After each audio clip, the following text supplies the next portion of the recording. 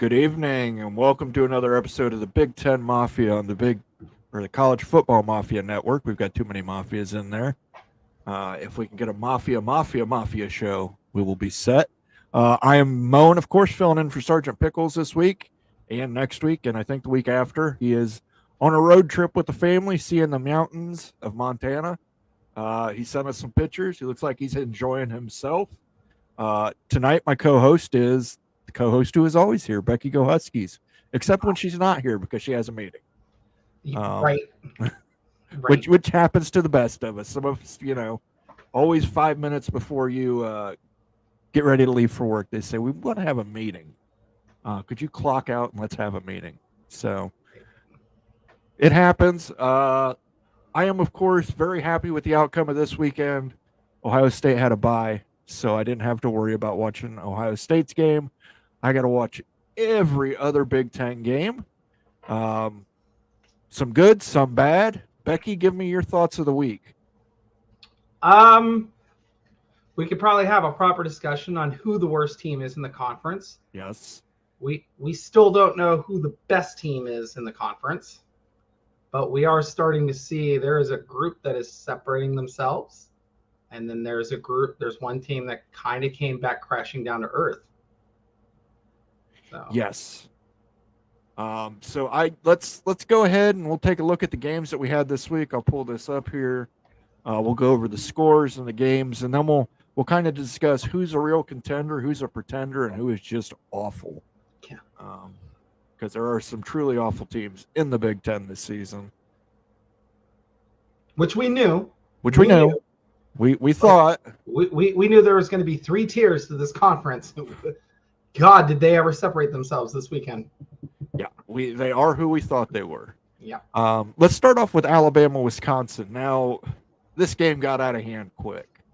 Tyler Van Dyke went down with an injury. We now know that's a torn ACL. He is out for the season. It's Locke's season. He didn't have the mobility of a TVD, but he looked decent in some of his passing situations. So there's hope for him, but Alabama was just too far talented a team for Wisconsin to do anything.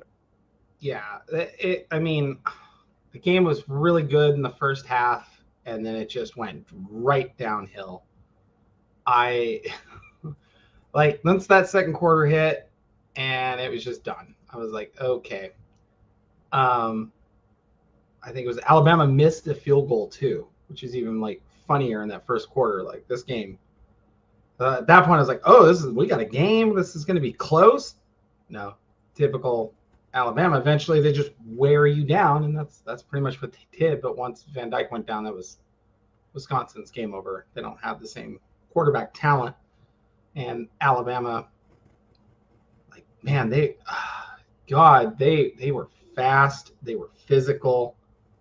There was a sack where it wasn't Van Dyke. It was after Van Dyke had left. The quarterback turned to get out of the pocket and just got blown up by a guy who just shed his block. It was just nasty.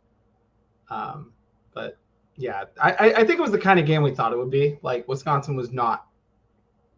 They didn't have the firepower to hang, and it showed up. Yeah, the talent index was way on Alabama's side in this, so we can't be shocked that Alabama won.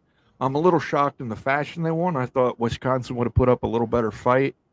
I think there was a part in the first quarter where Luke Fickell did not go for it on 4th and 3.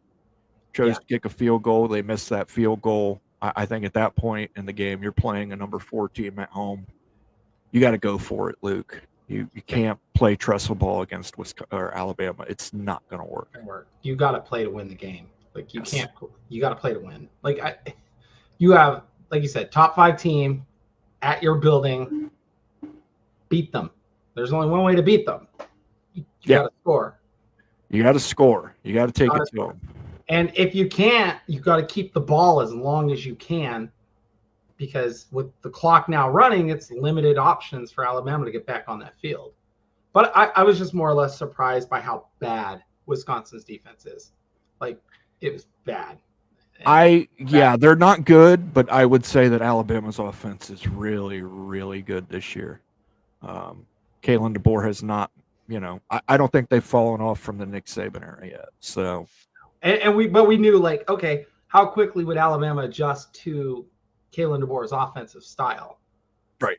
They're going from it. Kalen DeBoer ran basically a pro style, but it's a little bit of the air raid mixed in. A little bit of that concept, a little bit of concepts from God, like forgetting his name, the old Cal coach Tedford. It's a little bit of Tedford system mixed in, and this is an offense that essentially he has only tweaked, but is constantly at Sioux Falls. So, yeah. I mean, there are guys here in Washington last year he invited who used to play for him at Sioux Falls who were like, oh, I know exactly what play Grubb is calling. They knew it from the alignment because nothing's changed. So I just I just thought Wisconsin's defense played like trash when they needed to step up, and they got worn down in the end. Yeah. Speaking of boat races and getting dominated, we go to the Civil War that's no longer called the Civil War, but I will constantly refer to it as the Civil War. Oregon shellacked Oregon State in Corvallis. This game was never even close. I take that back. I think it was 7-7 in the first quarter, and then Oregon, Dylan Gabriel ran for like 70 yards and then did a 2-point conversion on him. So after that, it was game over, turn out the lights. It was just Oregon scoring points in bunches and Oregon State having absolutely no answer for them. Yeah, I told somebody, I said, there's no way Oregon State can run the ball 30 consecutive plays, catch up, and beat Oregon like they did 2 years ago. The talent, again, this is one of those same thing like Alabama, Wisconsin. The talent level on Oregon is way too high for Oregon State. The question that everybody had, though, was, would Oregon's offensive line hold up? Because the first 2 games you saw, that O-line was bad. Idaho dominated their O-line. So you thought, okay, well, what's Oregon State going to do? This is a team with a small, like, it has a pulse. They have a shot at the playoff. At least they think they do. We now know they're not the best team in their own conference of 2. But we all thought, like, Oregon's going to have a little bit more trouble because Dylan Gabriel's hand hurts. The offensive line sucks. They're going to, complete everything else happened. Their O-line played like, okay, that's what we expect. This is the Oregon we expected. We finally saw the Oregon we expected. Yeah, the point spread was 17, and they blew that out of the water. Yeah, Oregon State was not good enough to cover.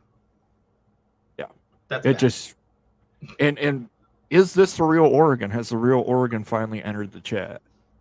I don't know. At this point, I think Idaho would have beaten Oregon State the way that Oregon State played.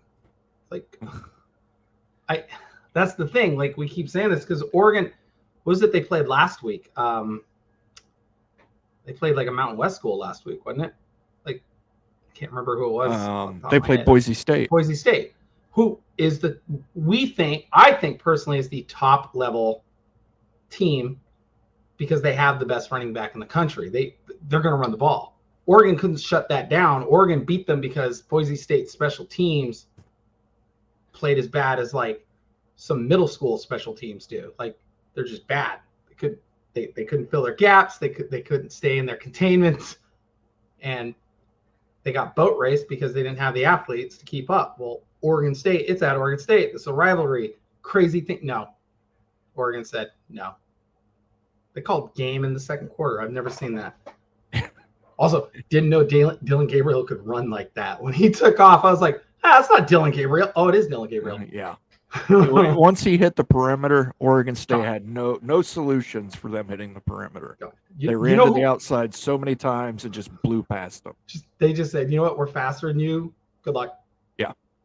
I mean, it's the best way to describe it. Like, you don't have, like, there isn't a team in the Big Ten that's not going to have the athletes to be able to kind of slow that down. Oregon State did not have the athletes, never has had those athletes. Or, like, Dan Lanning has a blueprint out to beat Oregon State right now. Yeah, definitely. I think it was a runaway game. I think Oregon is back. I think, it took 2 weeks for them to get their footing, and they were fortunate in those 2 weeks. They did not get upset because they easily could have been by both Idaho and Boise State, but they've got things back on track, beating their rival. Truthfully, they should have been the Florida State of the West Coast.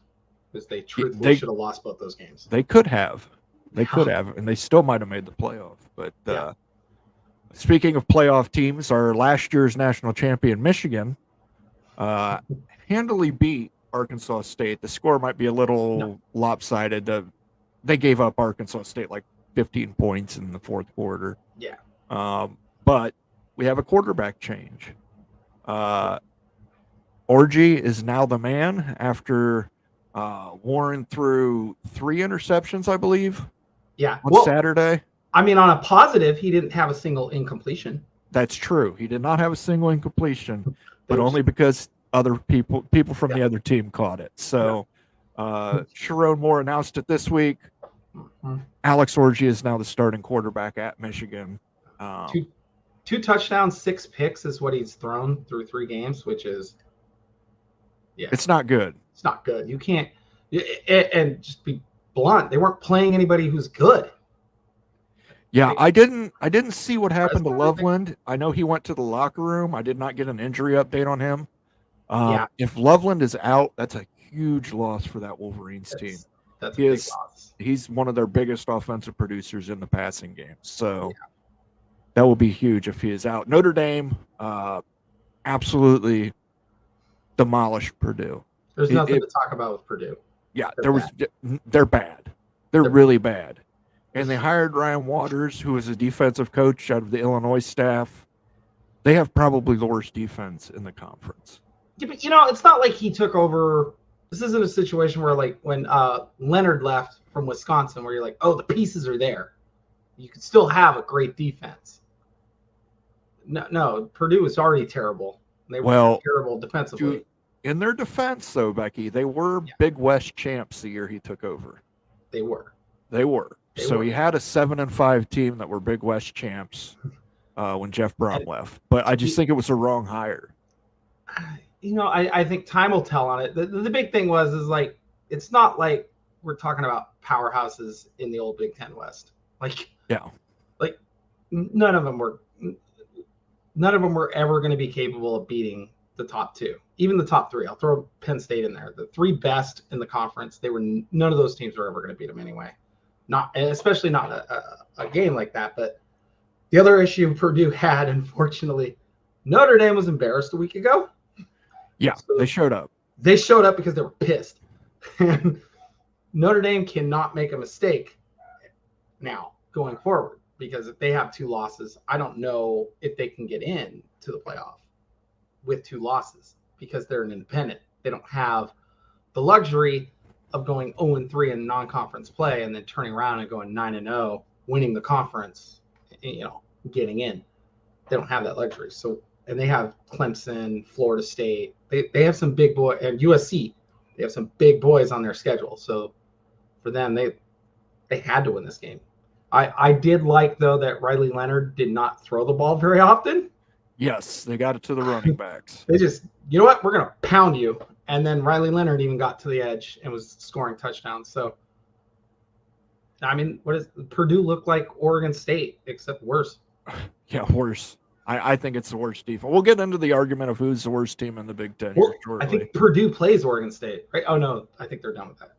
I think they're done. Northern Iowa versus Nebraska. This was another one where it was just Nebraska ran all over them. It wasn't even close. Dylan Raiola continues to progress, which is frightening. Well, I thought it was Patrick Mahomes that was their quarterback. Yeah, he's Walmart Patrick Mahomes or Dollar General Patrick. Mahomes. Patrick Mahomes. Yes, wish Patrick Mahomes, like Sergeant Pickles says. So, but he is improving, and that's actually not a good thing for the Big Ten, because as a freshman quarterback, he is probably the best freshman quarterback in America, and it's getting scary. They've got a big matchup this week, but we'll talk about that. And speaking of their matchup next week, it's against Illinois, who let it roll on Central Michigan. No reports of somebody being on the sidelines in a disguise to check Illinois' signs, but yeah. Well, Illinois, I heard that guy's busy now. He's coaching a high school. Yes, and he doesn't understand that there are 4 downs. Offense, yes. He thinks there are 5. I've heard that. But Illinois rolled. very easily over Central Michigan. This wasn't even close. They really opened it up in the third quarter. Not much to see here. It's just Burt things. We need to get that trending. Hashtag just Burt things. Illinois confounds me because they're really good defensively. They play that old Wisconsin ball, but obviously Bielema from But at the same time, they start so slow mo and they are boring to watch. Like they are boring. Like I watched them play Kansas last week, and I was like, I'm gonna watch something else and come back. They're boring. They're keeping the traditions of the Big West alive. They are, and they're basically Iowa light. Like they're Iowa light. They don't have as good as special teams, but God, they're playing like Iowa. They just have a slightly better offense. And a team that we thought was going to be bad this season, Michigan State, has sneakily managed a conference win, and they're undefeated, 3-0 after dismantling Prairie View. I had a feeling they were going to be better than we thought. Like Jonathan Smith is a really, really good coach. Look at Oregon State. Like what he did at Oregon State was ridiculous. He was the mastermind of a great offense at Washington, in which that produced, a first-round wide receiver to the Bengals, produced a quarterback who didn't have the best arm, but still threw 40 touchdowns. Like he's and two running backs that play in the NFL. Like he's a really good coach. This isn't a shock. He brought a bunch of talented guys from Oregon State to Michigan State. And he found – it's like we act like Michigan State's cupboard was bare. It wasn't. It wasn't like full of spices, but it was there. So. They lost a lot on the defensive side of the ball when Tucker won. So correct. And that's where we thought their weakness was going to be. And their offense has been pretty good. I mean, that win over Maryland, I still think is a quality win, even though people think Maryland is down this year. No, and I mean, like you have essentially a first-year quarterback. He's basically a freshman. Like he didn't play last year much because of DJ Ongolele, and you figured it was going to take him a game or two to figure it out. I think he's figured it out. Minnesota shut out a good Nevada team. We thought this Nevada team was good. They came close to knocking off a couple Giants, and they didn't do that. But very, very interesting that Minnesota actually showed some offense in this game and showed some offensive competency, I will say. They weren't blowing me away, but they were being very competent, very much a PJ Fleck-led football team. But good for Minnesota. Good to see them bounce back after that North Carolina loss. Yeah, I was going to say the Minnesota looked like PJ Fleck's old teams at Central Michigan. Yeah. Like, just grind. That's grind. Okay, we'll let you rant on this. Washington State Cougars go into Seattle and upset the Washington Huskies, who were favored by 5. Yeah. It was in Seattle, but it was a neutral site. It wasn't at Husky Stadium, thankfully. Yeah, but let's be honest. That stadium was probably, 80%, 90% Huskies fans? It was about 80, 90. It was about 80%, mostly because Wazoo fans kind of protested the game. We could get into the level of stupid that was. But, no, this is Washington completely outplayed Washington State, but because of their own stupidity, blew it. I mean, 4 field goals, that's great. I mean, the defense was good. Washington's defense is really good. Washington State's quarterback is very elusive. First thing that came off, he's very quick, very elusive. That dude is a problem.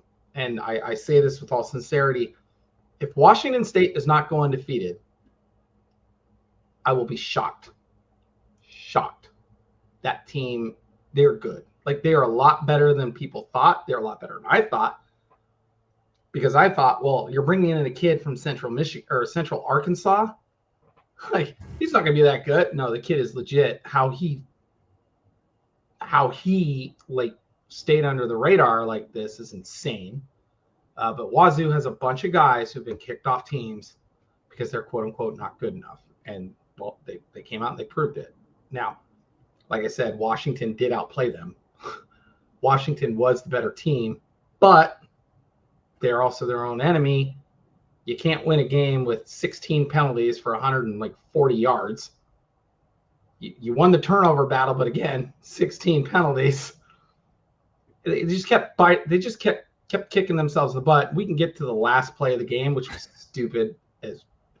I definitely want to bring that up. Some words on that one. I definitely want to bring it up because it's the first thing I asked you in the group chat. I said, what in the hell is running a option sweep to the short side of the field going to accomplish on 4th and 1, I believe it was? With what I say, I was like, yeah, I don't understand why you do it with a quarterback who's less athletic than I am.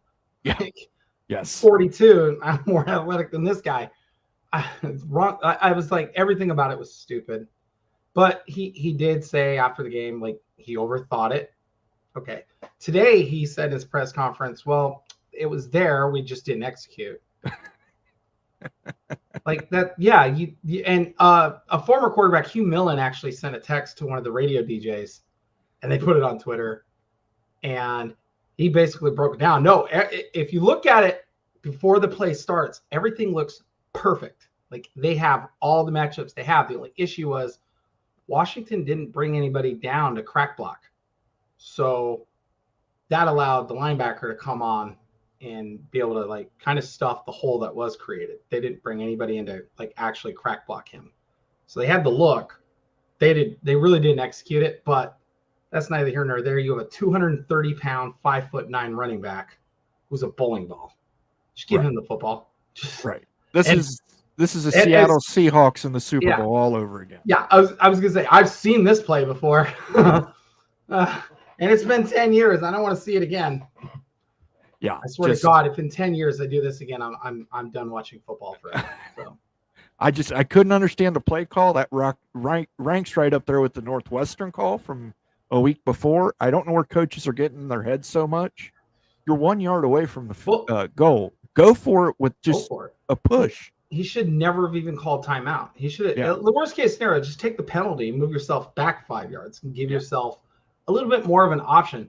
The other thing I will say, the wide receiver who caught the ball on 3rd down should have turned upfield and tried to dive into the end zone at the very least. He never did that. He just ran basically sideways.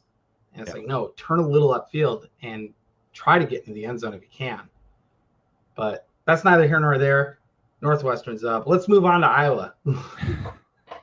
That's right. Washington, death by 1,000 cuts. Oh, Troy, by the way, Troy scored on special teams. So I don't want to hear anybody say Iowa special teams are elite.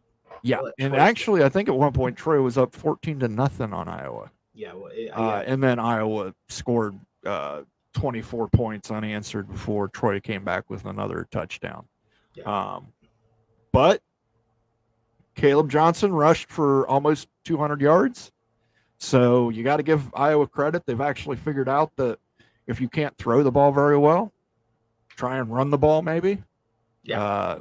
They've got a big match next week. It's rivalry week. We'll talk about that. But, Troy, it's difficult for Iowa because you got to say Troy's winless, and they were up on you by 24 or 14 points in the second quarter before you answered. So, and like Troy last year, I think they were in the Sun Belt championship game.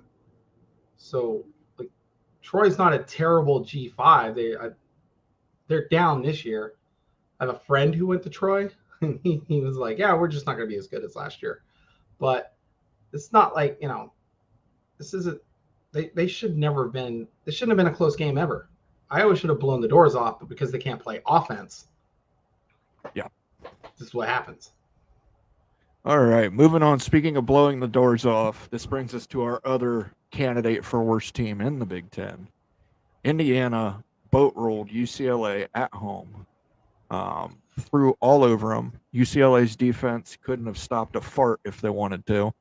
It was bad, and the offense was no better. Boy,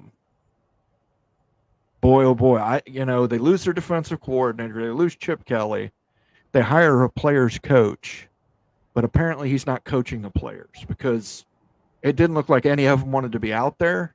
By the way they were playing, just awful performance by UCLA, coming off an awful performance against Hawaii. Yeah. I think Hawaii should have been like the indicative where they're at. Like, I don't think Garber's, he's a former Husky. He left Seattle because the offense wasn't going to be great. And then, of course, when they brought in Penix, it cemented that he wasn't coming back. But he's not the answer. I don't think he's the right guy. I don't know what to say. Their defense was terrible. And their front seven should have been their problem. They brought all their secondary guys back. So Indiana just boat raced them. I watched this game start to finish, and I'm still surprised by how poorly UCLA played. But the big thing was Indiana was good, like really, really good. And I don't know how many JMU players are on that team from last year's JMU team, but they're everywhere. The quarterback, they've got him at linebacker, they've got him at running back, they've got him at receiver. This Indiana team is good. They're better than people thought.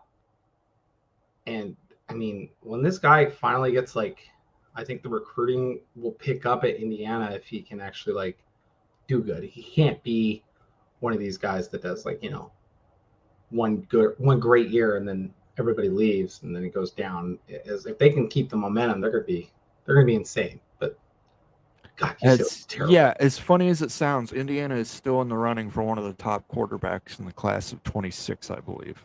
Yeah, 5-star quarterback, and he has Indiana in his favorite his final remaining teams to choose from. So Indiana, I have to reserve judgment.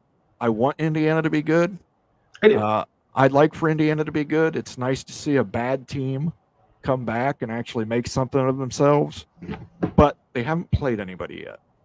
No. And that's my fear. UCLA is not a good team.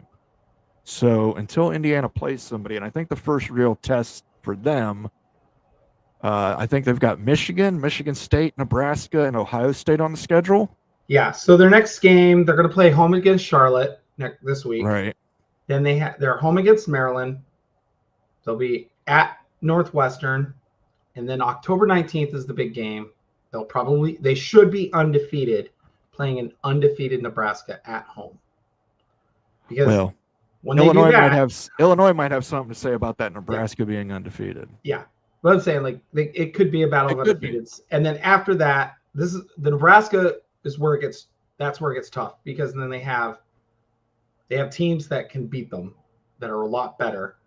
They have Nebraska, Washington, Michigan State, Michigan, Ohio State, all in a row.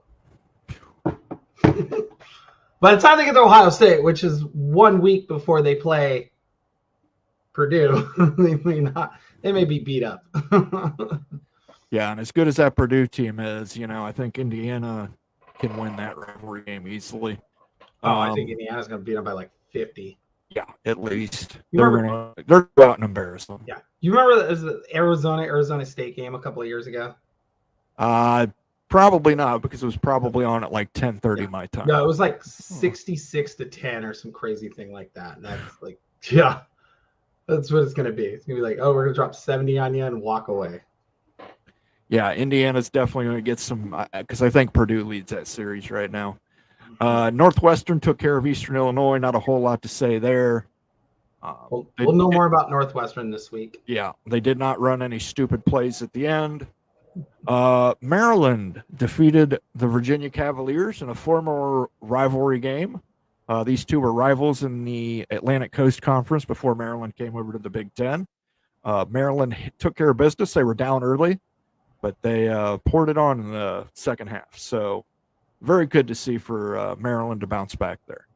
Yeah, Maryland was really good in that game. I thought Virginia played better than they should have. I really thought Maryland would have boat raced them, but no, Maryland was just solid. They're like Michigan State. They're trying to figure out if their offense is any good with the current quarterback that they have, because he's new. So we'll know more about them.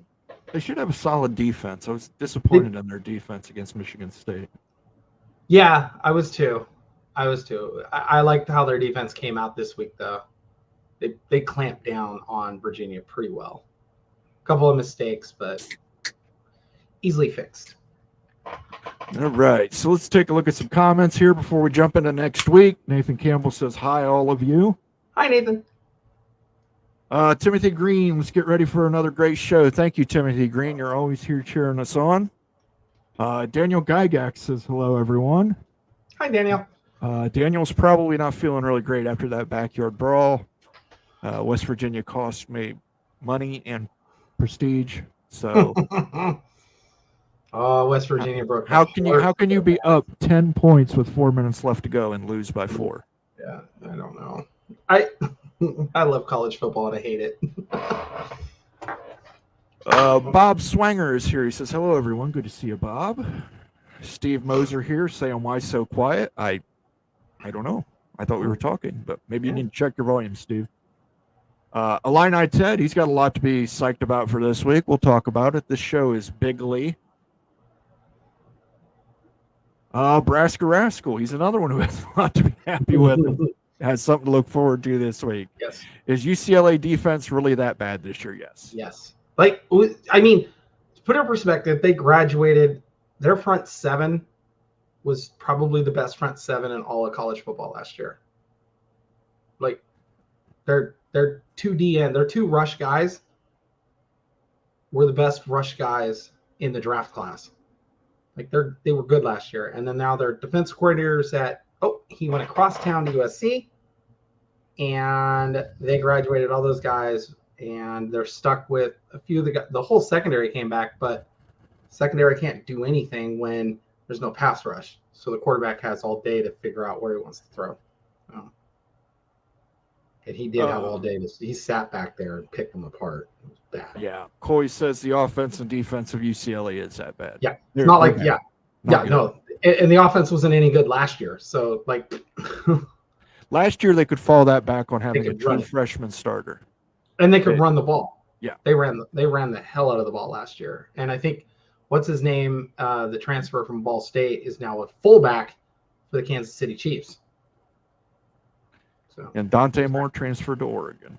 Yeah, where he's a backup. Which I thought was Dante Moore running that ball. Not Dylan or Dylan Gabriel. I was like, when did they put him in the game? Skaven, yes. Hello, Moen and Miss Becky. Hello. Hello. Whiskey defense making Jalen Milroe look like a Heisman candidate. Jalen Milroe is a good quarterback, guys. Guys, he's a good quarterback in a system that's quarterback friendly. He's going to be really good this year. Illini Ted says Sharon Moore is starting Orgy against USC. That Michigan offense is a mess. I will agree with you. It just does not look good outside of Donovan Edwards. Yeah, like that Michigan offense. Man, at least they can run the ball. We'll just say that. They're still pretty good at that. Mr. Ed Wayner says, howdy from San Marcos, Texas. Kudos to Washington State for claiming the Apple Cup. Interesting how Iowa versus Minnesota is the NBC game of the week. Beats Ohio State versus Marshall. Yuck. Yeah, that's a big noon game. Ohio State versus Marshall. Floyd of Rosedale will be on NBC. Yeah. I wouldn't put that on national TV. It's gonna be a blowout. Andrew Mueller says Purdue and UCLA for the toilet bowl. I think they're both circling. They're gonna get there. Illini Ted says Purdue has to be questioning if Walters was actually ready for the big step up they gave him. They never should have hired a defensive coach. They still had offensive pieces there.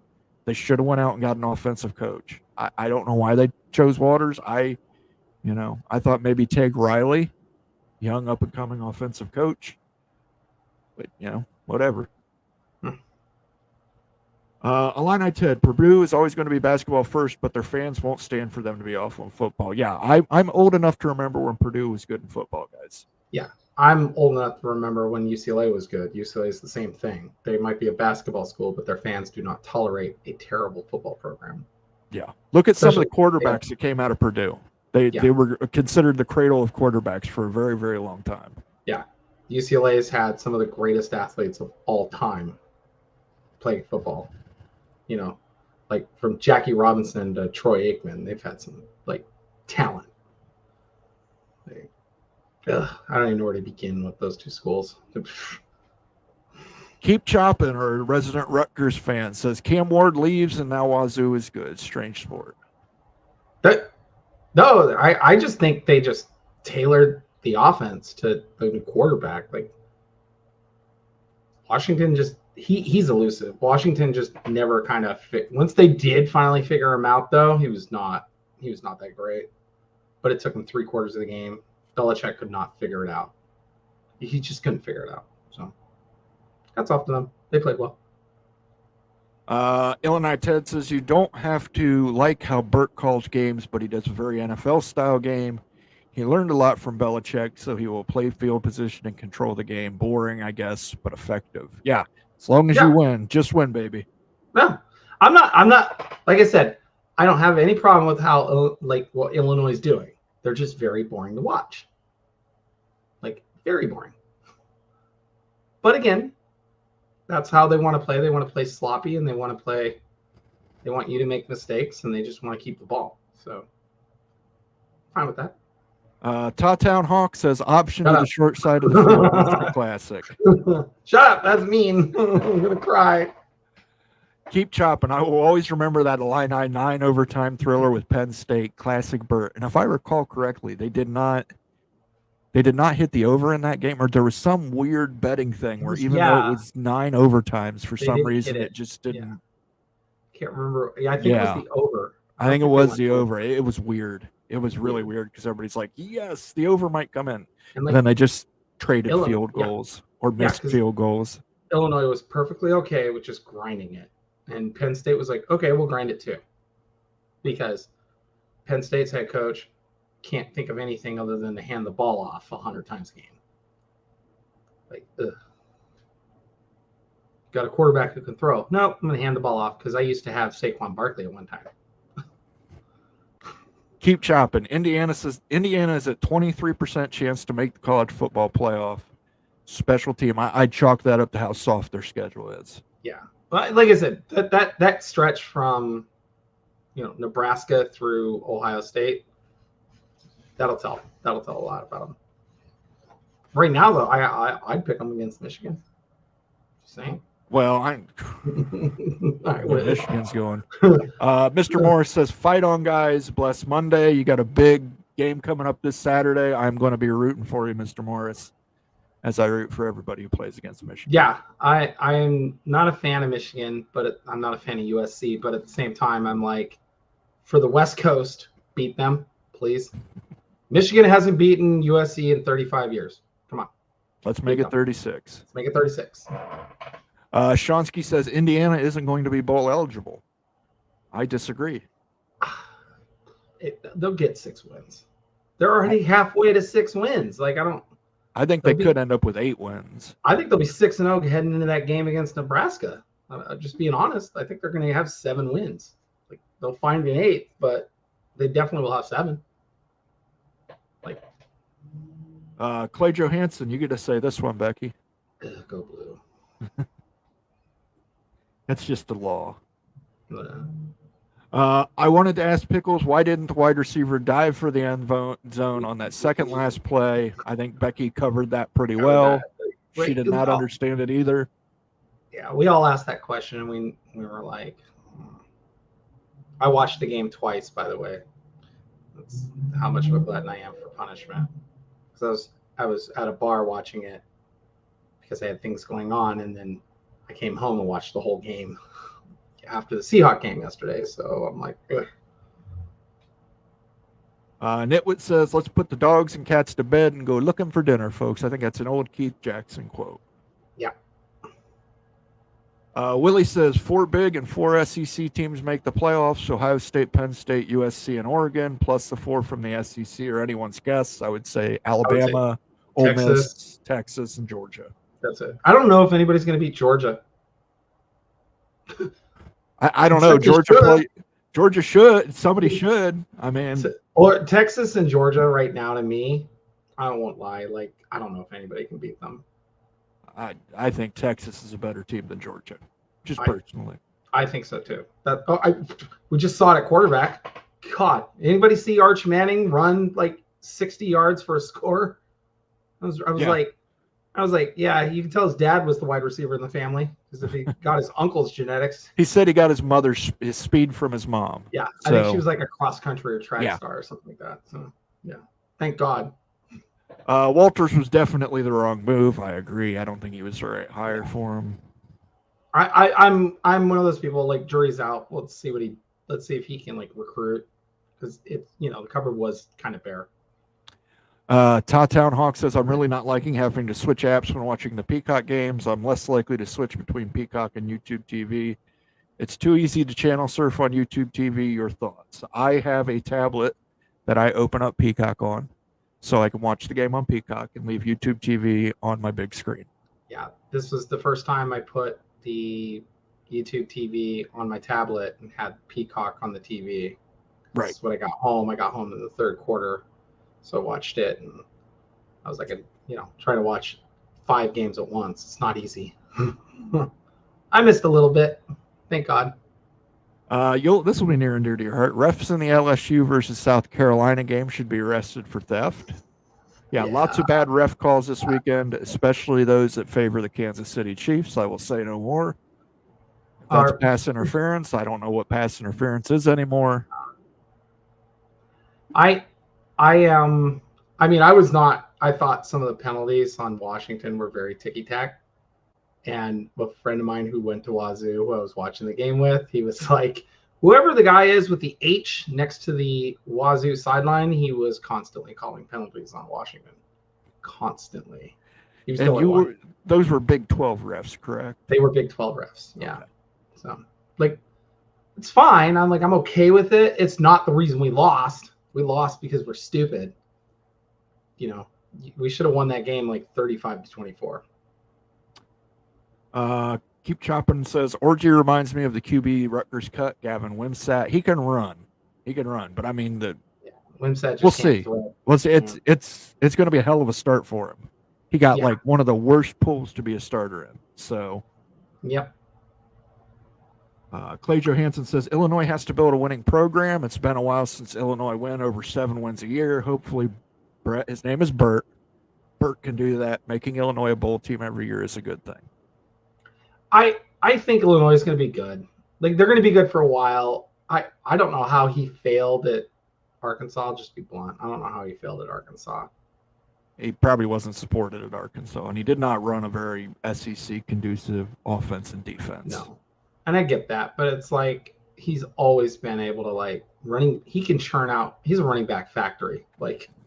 They just churn out running backs. So I don't get it. All right, let's move on to previewing next week's games real quick here. Big one on Friday. This leading up to the season, none of us thought this would be a ranked versus ranked matchup. On Fox at 8 p.m. Friday Night Football, Illinois versus Nebraska at Lincoln Memorial Stadium in Lincoln, Nebraska. Who is for real? Who is not for real? This game, I think, is going to be very, very close. Yeah. I think it's saying -8.5 there. Yeah, I think it's going to be closer than that. The over under 43.5, it's going to no. Whoever gets to 20 will win this game. Yeah, I tend to agree. These two offenses play ball control, and the two defenses are really good. Yeah. So I think Nebraska wins this one, but I think it's a lot closer than people pick. I think if this game were in Illinois, I'd pick Illinois. But because of Lincoln, not Champaign, I have to go with Nebraska. Yeah, I think Nebraska wins this game. Then the big noon kickoff on Fox is Marshall, the Thundering Herd at Ohio State. Spread is 40.5 points. Total is 51.5 points. You better hope the Marshall that showed up at Notre Dame doesn't show up at Ohio State. I think Ohio State's a little more competent than Notre Dame. They got a better coach. Yeah, I think their coaching. I think Chip Kelly he'll just say screw it. Yeah. Chip Kelly will drop 60 on him. Ryan Day is going to be like, okay. It's interesting to watch Chip Kelly in this Ohio State offense because he is getting the freedom to explore and try new things. Oh, yeah, he has been, too. He has ran some wacky crap that I'm like, oh, my God. But it works because they haven't played anybody with a pulse, but it's true.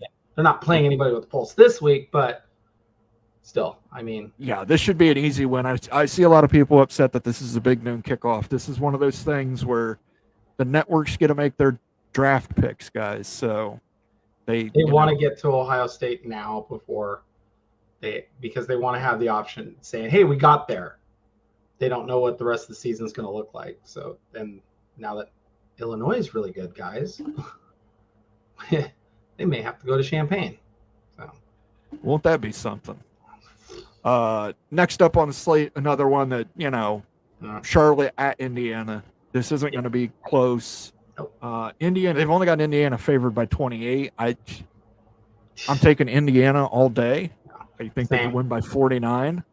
I think they'll score 60. I really think they're going to score 60 this week. I think Indiana could get the over all by themselves. That's what I'm saying. Like they'll get to 49 without a problem. Come on. Yeah. Like the only way they don't is if he just pulls everybody at the start of the second half, like on offense.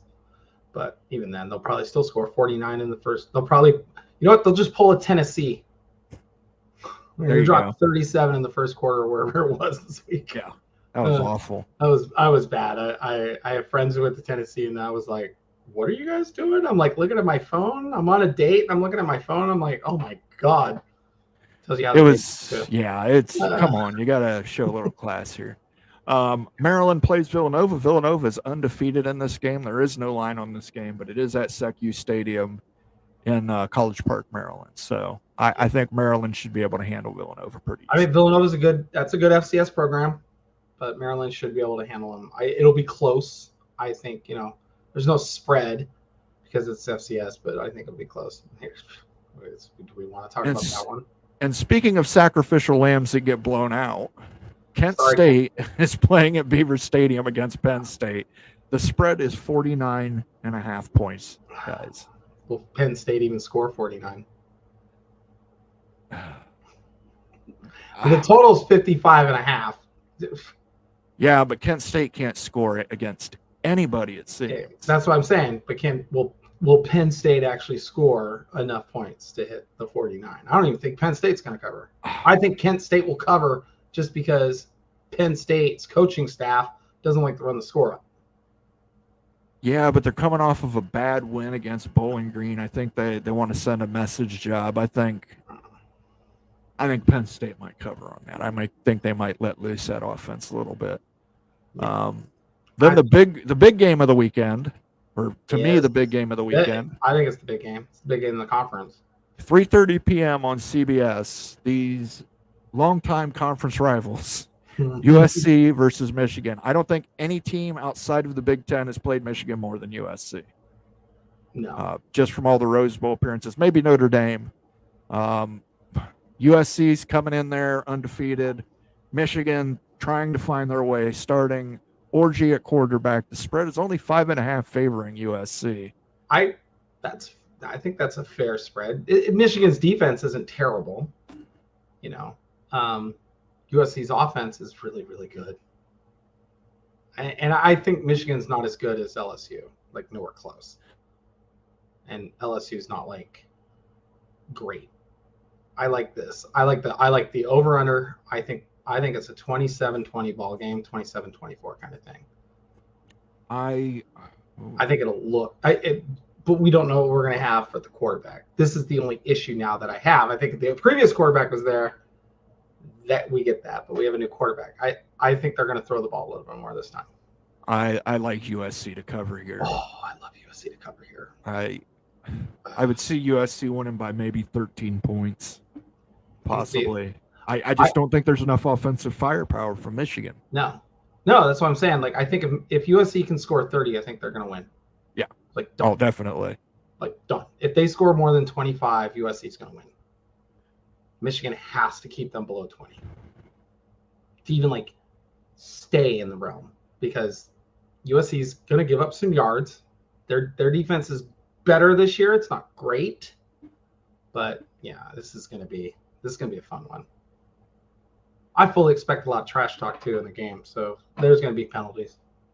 Yeah. I think Michigan ain't going a whole game without a penalty ever again. Not like that game. Michigan better savor the flavor on that national championship run, because this might be rough. I don't know that Sherrod Moore was the right hire. I understand he was Mr. Right there, but I don't know. I don't know if he's got what it takes to beat a team like USC. Yeah, So I don't think so either. Then we have Rutgers, undefeated Rutgers, another surprising team in the Big Ten, playing against Virginia Tech, who is 2-1 with a loss against SEC powerhouse Vanderbilt. This is played at Blacksburg at 3:30. Rutgers is actually the dog in this game by 3.5.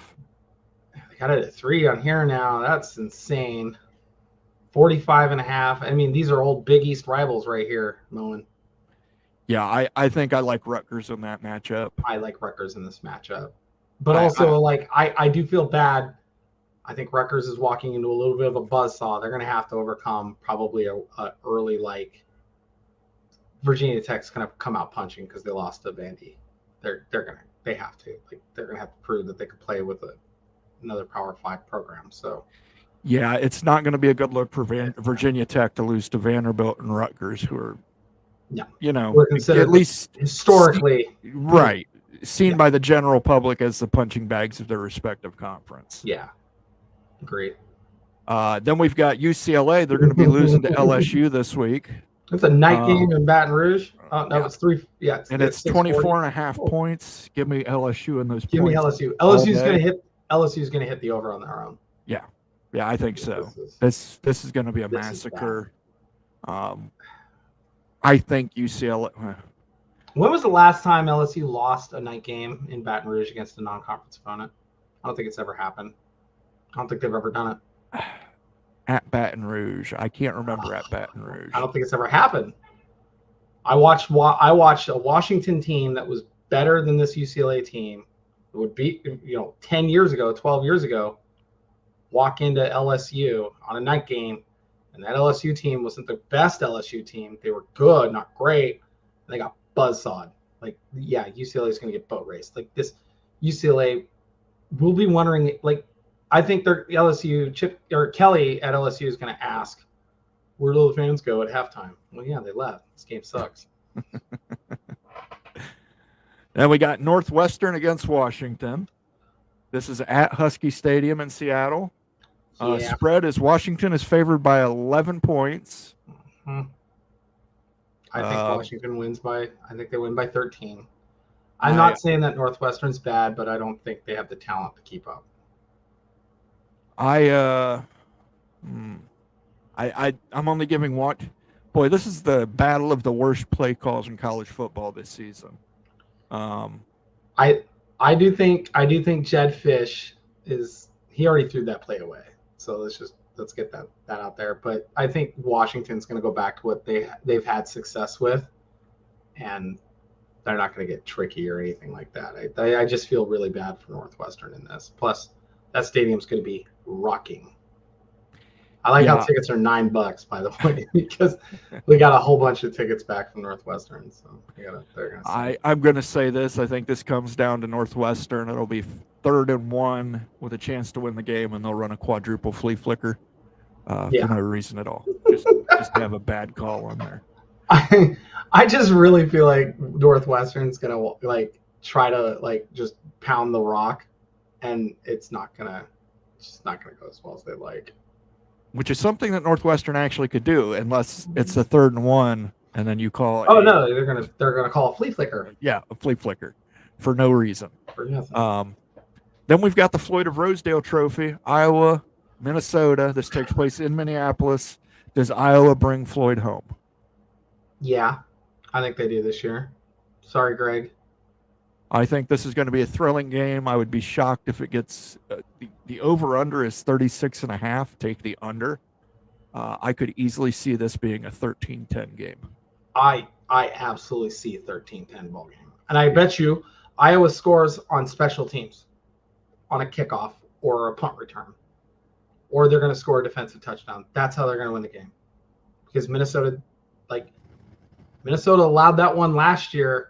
With the old, where he just kind of put his hand up and they called it. I don't see that happening again, but Iowa's pretty mad about that. So yeah, those fans ain't forgotten that. Oh yeah, I didn't forget it. For sure they haven't. So I think you're going to see quite a contingency of Iowa's going to definitely make sure they throw both hands over their heads. If my grandfather was still alive, he'd be like, because he was a Gopher fan, he would be like, if the Gophers don't keep that dang trophy, I'm going to fly out to Minnesota and have a conversation with Mr. Fleck. And he's not going to like it because that's trash. Yeah, they have the pig. They don't have the axe. They're looking to hold on to the pig and win the axe this year. So, but I like Iowa in that game. Two and a half points is a spread, and that's exactly what it'll be. I'll take that. Although this week they were 2.5 favored over Iowa State, and they were only leading by 2 towards the end of the game. So even if they'd have missed that field goal, Iowa would not have covered for it. The over-under in that game was 34, which is the record for the lowest over-under in a college football game. They tied from last year's game with Iowa State. Just an ugly game. And this is a sneaky good one. Michigan State undefeated. Well, that's a good going up against Boston College. This is in Massachusetts. We don't know if any Boston College fans will actually show up, but Boston College has shown up this year. They beat Florida State. They were up by 11 against Missouri before they let Missouri come roaring back. They did cover, however, against Missouri. They gave Missouri fits. So. They gave Missouri everything that Missouri wanted. That was a 27-21 ball game. I don't know if Michigan State's going to win this game, but I think they're going to beat them. And here we go. Final one on the I don't know. I kind of like Boston College. I like Bill O'Brien's offense. I like how they. It's at Massachusetts. It's in Boston.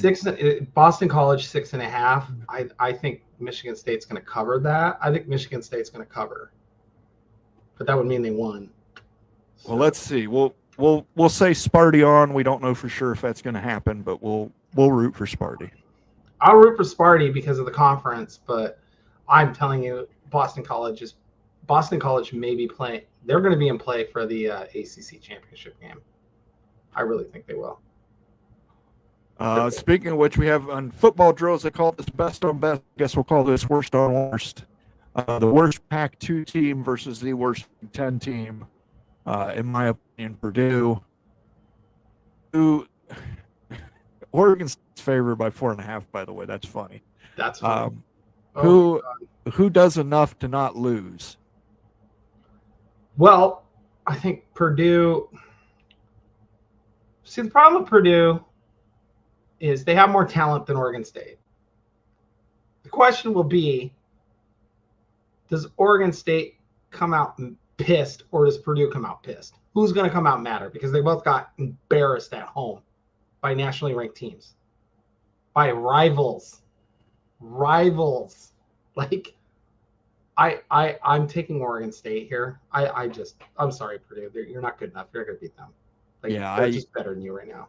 I think this Purdue team's already quit on Waters. So Hudson Card's a great quarterback.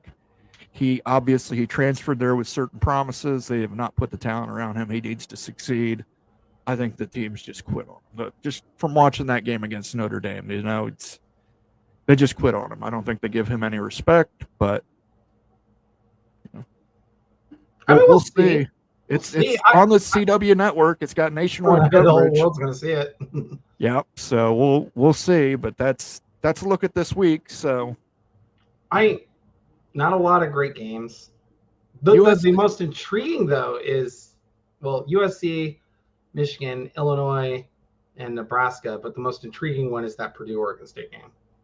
I think Minnesota, Iowa. I think that's another good matchup. If you like 13-10 slugfests. Yeah. Like if somebody scores 17, they're going to win that game. Yeah, I think whoever scores 17 wins that game. Yeah, we'll see who's for real. We get a Friday night who's for real matchup. Is it Illinois for real or is Nebraska for real? Does Raiola score against Burt? Should be an exciting game. And then, we don't have a lot of great out-of-conference matchups this week, but we do have USC at Michigan, which is, I think USC has more wins over Michigan than any other team. I think I read that somewhere. Yeah, I think you're right. Because well, they have a winning USC has a winning record against every team in the Big Ten. Yeah. So Like it's not even like it's. If people want to know, I don't even think Ohio State's close to catching them, like because of those Rose Bowls. yeah, And yeah. you only have to travel 12 miles. Yep. You travel 12 miles and have everybody else got to fly there. Everybody else has to fly there. We're gonna get to some comments here before we wrap up. Let me jump up here, figure out where I left off. Town Hawk says Becky did Fish toss the players under the bus about the last play execution. He did. He did. He said that the play, and he's not wrong. The play was, they had the numbers that they had. Did the players execute? Clearly not. But also, as a former quarterback, Hugh Millen put it, there was nobody to crack back to get a linebacker. They didn't have, the play did not come and design anybody to come back to crack block on a linebacker. So even though those guys are spread out and they're out wide, even on the short side, there was nobody coming back, which is what that play would have required in order to be successful, even with a wide side of the field. So they didn't account for one player. So in reality, though, it's a stupid play. It should never have been called. So yeah, he did throw the players under the bus. Keep Chopping says should need to pass a vision test to be a ref. What happened in the Rutgers game there, Chopping? What did we miss? I'll say it doesn't matter if they got 20/20 vision when they could be bought out by the NFL or other organizations who want to push certain teams. In the NFL, it's hey, we got to protect Mahomes. He's the new Brady. That's right. Got to keep making that State Farm money. Yeah. Willie says Nebraska could be undefeated when they play at Ohio State. Ohio State plays Oregon, then a bye, then Nebraska in the shoe. That's correct. That's correct. But I don't know right now if Ohio State can beat Oregon at Oregon, if Oregon plays to their ability. I will say I think Ohio State's got a little more speed on the defensive line than Oregon State. So. Yeah, that's what I'm saying. Like if Oregon's O-line can play like it's supposed to, they're going to neutralize some of that, but I don't know. Oregon State's D-line looked horrendous. So I don't know if Oregon's fixed their problems on the line or if Oregon State's just that bad. We'll know more about Oregon State as we go. We'll know more this Saturday when Oregon State plays Purdue. Or know more about it. Oh, my God. Purdue's terrible. They're both terrible. Keep Chopping says Marshall on Big Noon. What the fuck?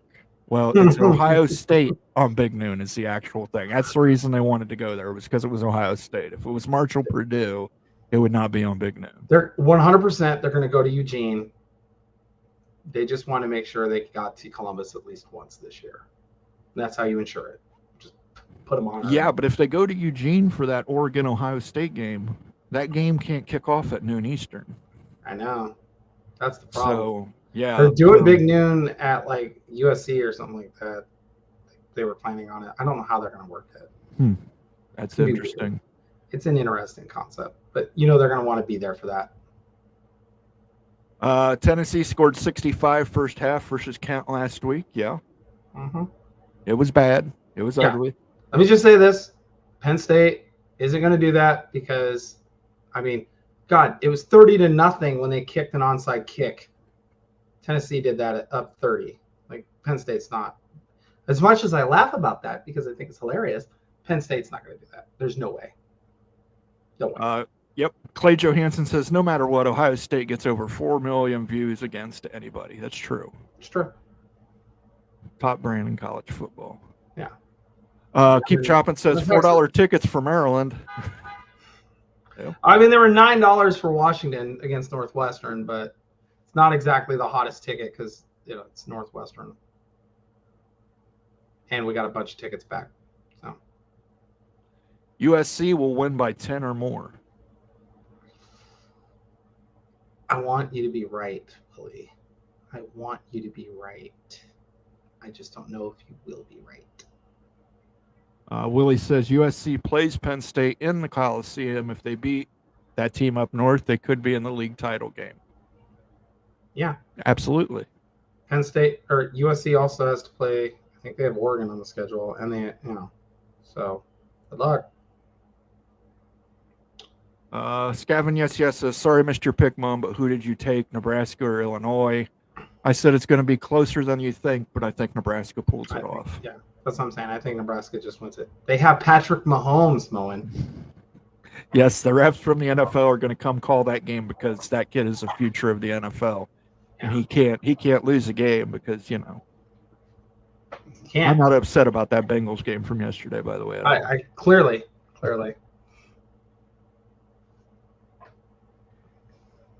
Game of the year in the Big Ten: Penn State at USC, October 12th. I think it'll be. You got the game of the year the week before, I believe. I believe the October 6th. You have Ohio State at Oregon, and then you still got Ohio State at Michigan at the end of the season. That whole Saturday, the games that are on that Saturday are insane. Yeah, that's a big one. It's like Texas and Georgia or something like that. Like, it's just nasty that weekend. Not saying much that USC has good record versus big. Even the Tree has winning record versus the Bucks. Well, that's probably true because they never played the Buckeyes before they were good. Oh, Stanford? Yeah. I'm like, when it was Stanford, I mean, it's Stanford. Like, they don't count. Almighty Finn says, Moen, did you transfer to Northwestern? No, I could not get into Northwestern. No, he's currently trolling us with his hat. I will say this: I am buying one of every Big Ten team's hat, except Michigan. That's right, except Michigan. So I've got a Northwestern, I've got an Indiana Hoosiers one here, I've got an Ohio State one. I'm currently on the lookout for hats I enjoy that I think would be good for Big Ten Mafia. So I will definitely be getting a Washington hat. Yes, an Oregon hat. Yes, a USC hat. Mo, and I'm going to send you a link from Simply Seattle so you can get an old 1990s, late 80s Washington hat, the old, like what Don James wore. Yeah. Okay. They have that hat. The old I saw one online that I actually liked. It's like a Burberry plaid with a purple W on it. It's like a gold Burberry plaid with a purple W. I thought that looked kind of. They also got the corduroy hat back. They brought back the corduroy hat. Good deal. All right. I think we're going to wrap this show up. We've been on the air for about an hour and 10 minutes here. I want to thank everybody for joining us on the Big Ten Mafia show this week. Tune in tomorrow at 8 p.m. for the Big 12 Mafia. Then Wednesday at 8 p.m., you've got Nate having a sit-down interview with former Fox Sports president Bob Thompson. So get your questions ready. You can probe into that man's mind. It is a smorgasbord of sports and television history, present, and future. So don't forget, Bob is an Oregon fan. So if you want to hear some little Pac-12 tidbits that he might know. All right. So since Pickles isn't here, we're going to start this. Becky, what's your one for the road? One for the road. Here you go. We know exactly who's great, exactly who's mid, and exactly who's at the bottom of this conference right now. And they are starting to separate themselves. I don't see any team at the bottom being able to upset the team at the top. None. And the teams at the top are, we can say them out loud, it's Ohio State, Oregon, Penn State, and USC right now. Those are the four. The four at the bottom, well, we may not have four, but we definitely have two. Purdue and UCLA are definitely at the bottom. And then everybody else is kind of muddling their way in the mid-range. I think, we could probably tier them out. But, yeah, like this conference is exactly what we thought it would be. And it's getting more and more exciting. And as the new schools begin their conference play, we're going to find out if, we're going to find out which style actually prevails outside of UCLA because they're terrible. But will it be, hey, we're going to grind you and hope you don't score a lot of points? Or are they going to be able to keep up with like a USC who wants to drop 60 on you every time you go out on the field? Because Oregon will drop 60 on you. In fact, Dan Lanning's known to drop 84. Also, the only way Purdue ever beats anybody ranked in the top 15 is if they have what happened to Portland State and their whole team comes down with whooping cough. Okay. For the road. That did happen, by the way. Portland State's game got canceled because the team had whooping cough. Yeah. A disease that was like cured in the 1980s. Yeah. Like, I was like, outside of like a 5-year-old, who gets whooping cough? Yeah, they're actually going to cancel the Ohio State game due to gout. They didn't have enough leeches. So I would just say my one for the road. I like Clay Johansson's comment here. Go Big Ten. Always go Big Ten. Always. Always. See you guys next week. Have a good one. Thanks, everybody, for joining us. Go Dogs.